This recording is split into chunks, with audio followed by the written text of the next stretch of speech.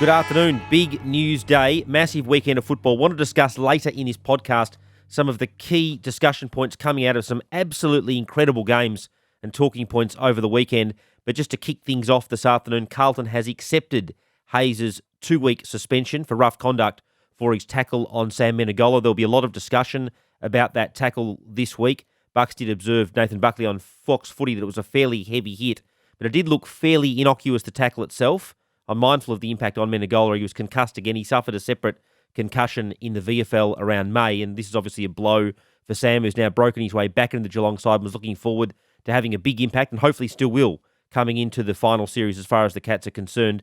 But this type of tackle is clearly a grey area. It obviously wasn't careless by a big margin, but the serious issue here was the fact that it was deemed dangerous. In determining whether it's dangerous, they look at, that's the AFL, things like vulnerability. Under the old rules, you had to have both arms pinned to be considered vulnerable. In this instance, now one arm pinned is sufficient under the rules. And clearly, whilst it wasn't careless by a big margin, the MRO, and in particular Michael Christian, has looked at the vulnerability, looked at the fact that he had one arm pinned, looked at the fact that while there was no second motion, there was quite a lot of force involved. And in this instance, they've found that that's a 2-week suspension, clearly having a high regard to the factor here of concussion. So I think it's a positive story insofar as the AFL acting on a concussion. Obviously difficult for Hayes and Will produce debate about that type of tackle, but that was the AFL's decision. They've obviously determined that it's dangerous. In determining that it's dangerous, they look at the things like vulnerability, whether he had, in this instance, one arm pinned and the force involved, and they were the determining factors in the end, concluding that it was careless. It was obviously on the bottom end of the careless range, but it's cost Hayes and the Blues 2 weeks. The Saints incredibly disappointing against the Bulldogs. Friday night football, it was a massive stage. St Kilda had everything to play for, in particular basically a spot in the 8. They didn't really put up a yelp for at least the first 3 quarters. That was obviously a major issue, but they've got a further injury blow, I understand, this week. We knew that Paddy Ryder obviously hurt his Achilles and he's part of his calf on Friday night.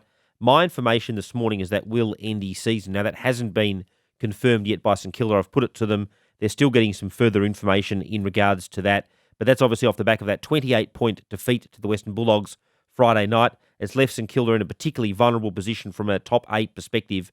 But it's my understanding at this stage that Paddy Ryder will miss a significant chunk, or at least potentially the remainder of the season, with that Achilles/calf issue, which he has had troubles with before, the 34-year-old. So that's a blow for Ryder, who really is a barometer for the Saints, and indeed St Kilda's finals chances now.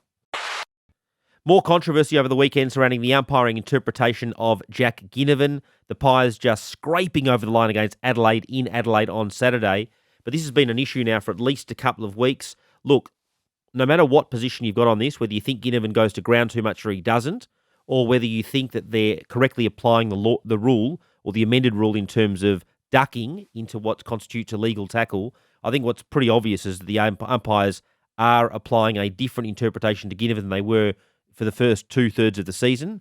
Collingwood tell me at the moment they're not seeking formal clarification at this stage from the AFL. That could possibly be changed, but I'll certainly be pressing the AFL at least to explain this week why the examples, which I think Kane Corn showed very well on the Sunday Footy Show again yesterday, why he's being interpreted differently. So park the fact that he might be ducking or putting his head down to one side. Some people would like him to stand up more in the tackle. That's fair enough. Park that issue to one side. Park any rule amendment to one side. The fact is the interpretation to Ginnivan has changed 2/3 of the way through the season. And I think that deserves at least clarification from the AFL and the umpiring department. Just regarding Tasmania, the plan is for a vote in August. There is a view, it's only a view, of some clubs at the moment, a couple of clubs, that this might now not even get to a vote and be put to the clubs unless the Tasmanians can present a stadium as part of that proposal. At the moment, there's no detail on a stadium.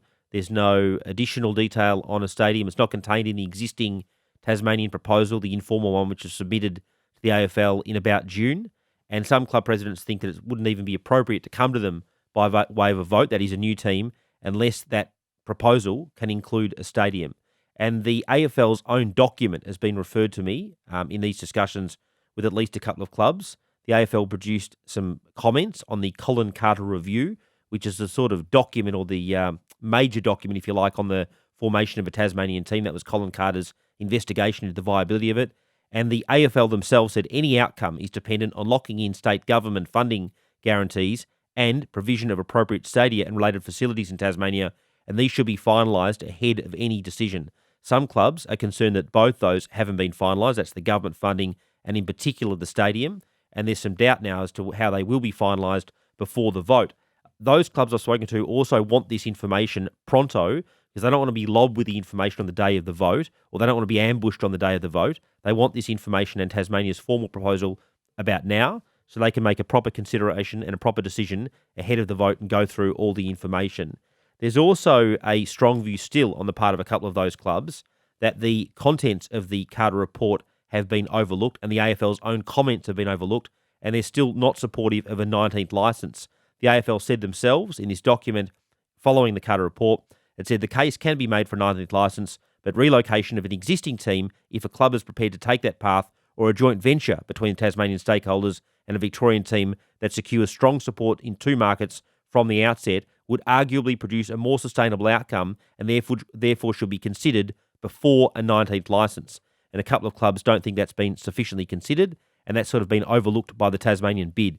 There's a lot going on in that space. The AFL sort of had radio silence in regard to Tasmania recently, but the key issues now is the lack of a stadium as part of the proposal, whether that vote should even get to the clubs, the AFL's own document that said that the stadium and the funding should be secured clearly before there's a decision on a team, and also the AFL's own words that consideration should have been given to a JV or relocation of an existing team before discussion of a 19th licence, and some clubs are concerned that it never really went down that path, which was the AFL's own path. So that's the latest in regards to what's going on there in the background.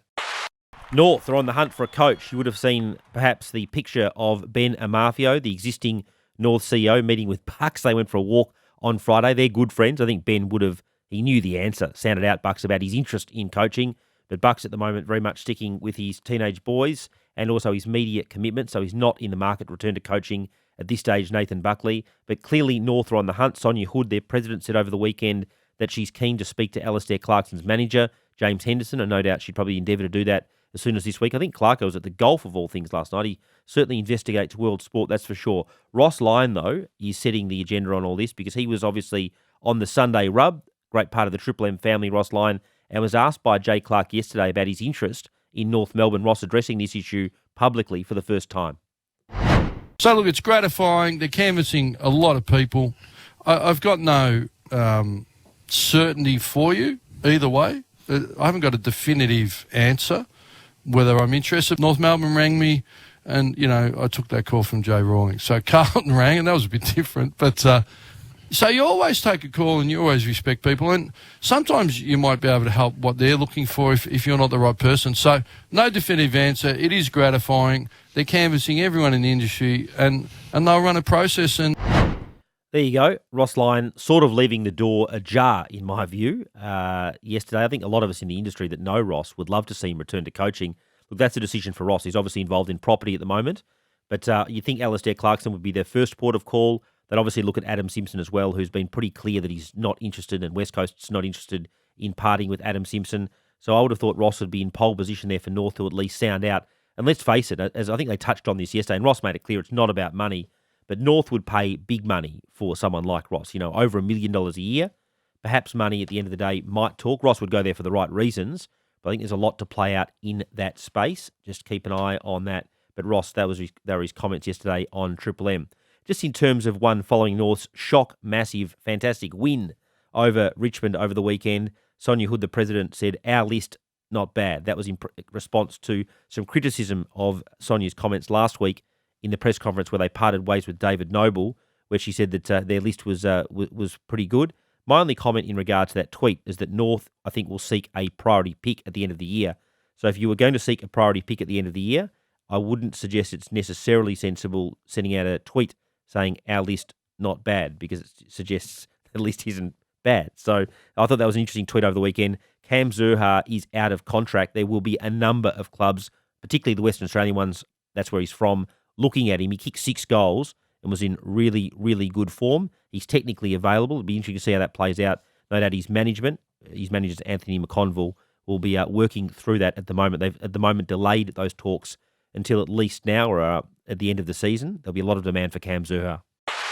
And I'll just whip through some brief ones to conclude today's podcast. The latest on the AFL search for Gil McLaughlin's replacement. Gil was on the Gold Coast this morning speaking at an IGA event, a Metcash event, where he's talking about his leadership style and his management style and some of the challenges that he's confronted as CEO of the AFL over the journey. So it was an interesting speech. Someone sent me through a copy of that.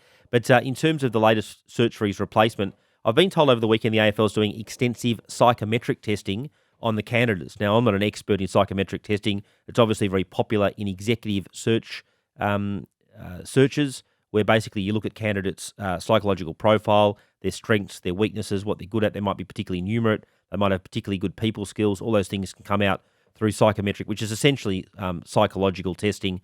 The AFL's doing that at the moment. I'm told they're doing it pretty extensively.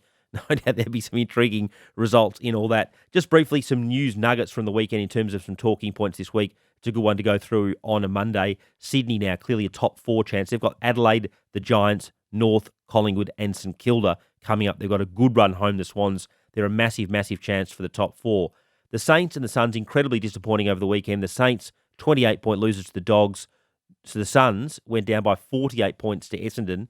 Look, I like Brett Ratton and Stuart Dew, but I think it's another case in point. Why would you extend the coach when there was no pressure for either to get signed to another club? They could have waited until the end of the season. I'm not saying both weren't good decisions, but I just thought both teams had very disappointing results over the weekend. Collingwood scraped home again. If you over in Adelaide, if you're a Pies supporter, you need heart tablets at the moment, but it's worth it. They keep getting over the line. Adams, Quaynor and Henry all to come back, in particular Adams and Quaynor. Grundy's not far off either. I think he might come back through the VFL, but hopefully in a couple of weeks, 2 or 3 weeks, Grundy could play a big role in the very back part of the season and hopefully the finals. The Giants, 40 points losers against the Lions, 55 points the week before. I don't think that bodes well for McVeigh's chances of getting the full-time job. Look, I hope he gets a good look at that, because I know there's a lot of supporters for him, including James Hird, but those results are going against the Giants at the moment. Geelong, clearly now flag favourite, 30-point winners. They held Mackay goalless on Saturday night. That was an incredibly good performance. And Essendon, I reckon they've saved the truck. There's a joke going at Essendon that I call Ben Rutten not Truck, which apparently is his nickname, but the Truck. Anyway, first things first, they've had 3 good wins down in a row, the Bombers. I think the Truck's pretty safe. Sam Draper arguably kicking the goal of the year. That wraps up a big news afternoon on the podcast. Don't miss another instalment on Thursday. Thanks so much for joining me. Triple M rocks football. That was Tom Browne's news. Come back every Monday, Thursday and Friday for more, and subscribe to Triple M Footy on Listener or wherever you listen to get all our podcasts throughout the season. For Ream Hot Water and McDonald's, Triple M rocks footy.